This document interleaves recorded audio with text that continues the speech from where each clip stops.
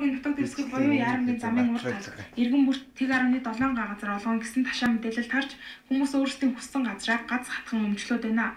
Энэ мэдээллийг хэн тараасан, ямар эрх мэдэлтэн газар олгоно гэснийг иргэд өөрсдөө ч мэдэхгүй байгаамаа. Тэдний хэлж байгаагаар иргэдэд газар өгнө гэсэн сургаар өглөөнөөс эхлэн тэр хавийн оршин суугчид хувь-хувьдаа газар хатгаж эхэлжээ. Харин зарим нэг хүмүүсийн яриагаар энэ дүрэгт ялалт байгуулсан ардчилсан намынхны сонгуулийн өмнө өгсөн амлалт гих сураг дурдж байгаамаа. Өнөө өглөө явж байсан чинь ингээд битүү ингээд урсаж хавцсан байхаар амьдаа горигдоод нэрээ чөгж омлог гэж бодоод буугаад ирж байгаа юм байхгүй. Хүмүүсээс асуусан яах гэж өглөө ажил дээр наадам болцсон нөгөө харсан ч хүмүүс газар өгч байгаа гэхээр энд дэр сэргээр баахан хүмүүс хамбарцсан байхад энд бас нэг газар авчих гэж бодоод яах. Нэр 0-7 гаал гордож байгаа шүү дээ.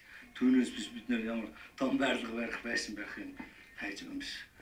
Хэрэг болох юм бол 0-7 гаал өсөж байгаа. Нөгөө чинаанаас нэг болсон зөгчмөр л шүү дээ. Иргэдийн дунд яг энэ хаанаас гарсан бэ? Мэдгүй уцаар л манай нэг хэлсэн тэгэл тэр л дахиад ирсэн чил хүмүүс газар авч илгааш шүү дээ.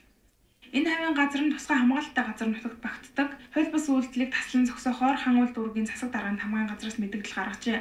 Энэ мэдээлэлд нийслэлийн хан уул дүүргийн нутаг дэвсгэр болох Яарамгийн замын урд талд иргэдэд газар олгож байгаа тухай ташаа мэдээлэл олон нийтэд тарсан байна. Энэ хавийн газар нь тусгай хамгаалалттай газар нутагт хамаарагддагаас гадна нийслэл болон дүүргийн зүгээс шийдвэр гаргаж газар олгодоггүй болохыг иргэдэд анхааруулж байна. Энэхүү эмх замбраагүй үйл ажиллагааг зохион байгуулж байгаа хүмүүст хуулийн дагуу хариуцлага хүлээлгэхийг мэдэгдэе гэжээ.